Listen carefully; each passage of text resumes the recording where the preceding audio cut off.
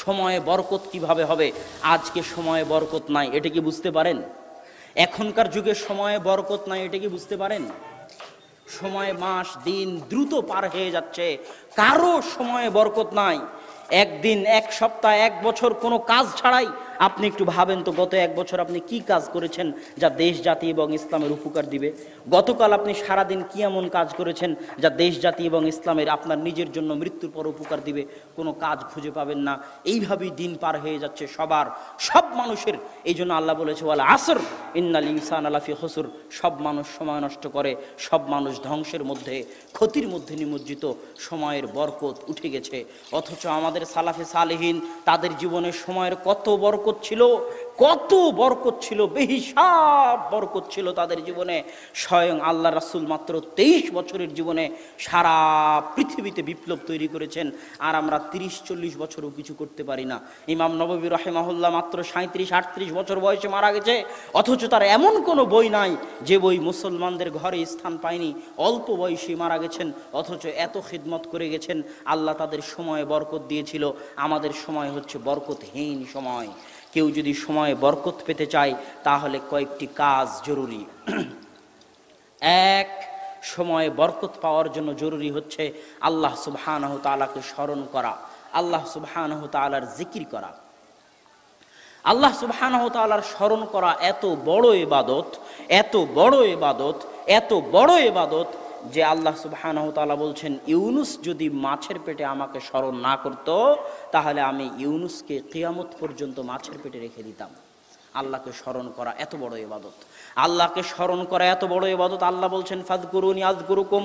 দুনিয়ার মানুষ পৃথিবীর যেখানেই থাকো না কেন, আফ্রিকার জঙ্গলে থাকো আর আটলান্টিক মহাসাগরের অতল গহ্বরে থাকো, যেখান থেকে আমাকে স্মরণ করো না কেন, আমি আল্লাহ এই মহাপরাক্রমশালী সত্তা হওয়ার পরেও, সারা পৃথিবীর মালিক হওয়ার পরেও যেখান থেকে আমাকে স্মরণ করবে, আমি আল্লাহ সেখানেই, সেই অবস্থাতেই তোমাকেও স্মরণ করব। আল্লাহু আকবার, আল্লাহু আকবার। আল্লাহ সুবহানাহু তাআলার এই কথার মূল্য দেওয়ার মতো, আল্লাহ সুবহানাহু তাআলার এই কথার মূল্য দেওয়ার মতো যোগ্যতা আমাদের নাই। আমরা যদি সময়ে বরকত পেতে চাই, আল্লাহকে স্মরণ করতে হবে। দলিল, ফাতেমা রাদিয়াল্লাহু তাআলা আনহা যখন আল্লাহ রাসূলকে বললেন, আল্লাহ রাসূল, আমার হাত ওই আটা পিষার জন্য ওই জাতা ঘুরাতে ঘুরাতে আমার হাত ঘা হয়ে গেছে, হাতে ব্যথা হয়ে গেছে, হাত লাগে, হাত ব্যথা হয়ে গেছে, চামড়া জড়সড় হয়ে গেছে, আপনি আমাকে একটা খাদেম দিন। তখন রাসূল সাল্লাল্লাহু আলাইহি ওয়াসাল্লাম বলেন, আলা আদুল্লুকুমা মা হুয়া, আমি কি তোমাদেরকে ওই জিনিসের দিকে ডাক দিব না, ওই জিনিসের কথা তোমাদের বলে দিব না, যেটা একটা খাদেম দেওয়ার চাইতে তোমাদের জন্য বেশি কল্যাণ করা হবে। ফাতেমা রাদিয়াল্লাহু তাআলা আনহা চাইলেন খাদেম, আর আল্লাহর রাসূল বলতেছেন খাদেমের দরকার নাই, একটা জিনিস বলে দিচ্ছে, ওটার উপর যদি আমল করো খাদেমের চাইতে বেশি উপকার পাবা। কি? 33 বার সুবহানাল্লাহ বলবা, 33 বার আল্লাহু আকবার বলবা, 33 বার আলহামদুলিল্লাহ বলবা, খাদেমের চাইতে বেশি উপকার পাবা।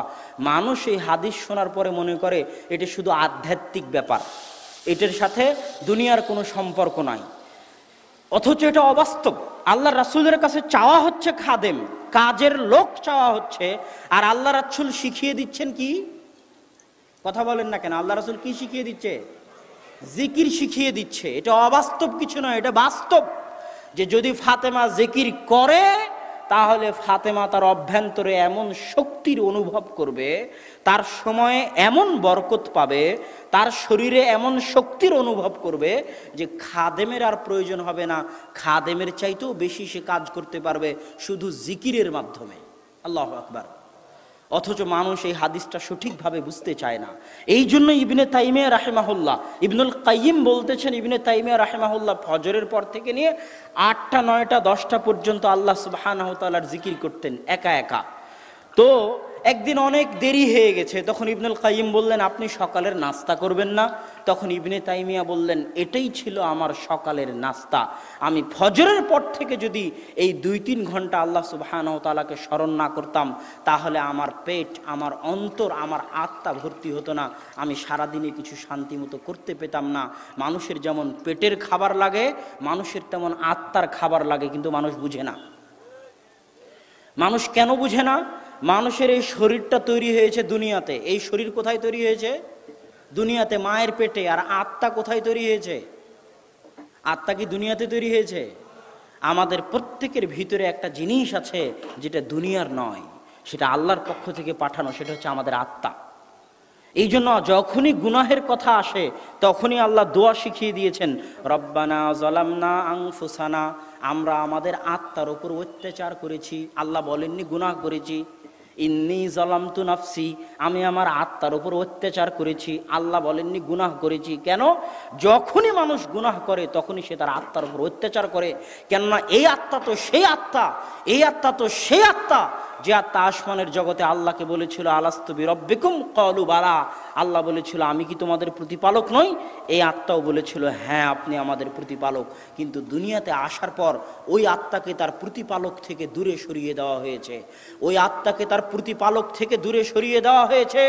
পিতার সাথে সন্তানের দূরত্ব যত কষ্টের, মায়ের সাথে সন্তানের হারিয়ে যাওয়া বিচ্ছেদ হওয়া যত কষ্টের, বন্ধুর সাথে বন্ধুর হারিয়ে যাওয়া বিচ্ছেদ হওয়া যত কষ্টের, আল্লাহর সাথে বান্দার সম্পর্ক ছিন্ন হওয়া তার চেয়ে হাজার গুণ কষ্টের, তার চেয়ে হাজার গুণ কষ্টের, তার চেয়ে হাজার গুণ কষ্টের। আমাদের প্রত্যেকের আত্মা কষ্টে আছে কিন্তু আমরা অনুভব করি না।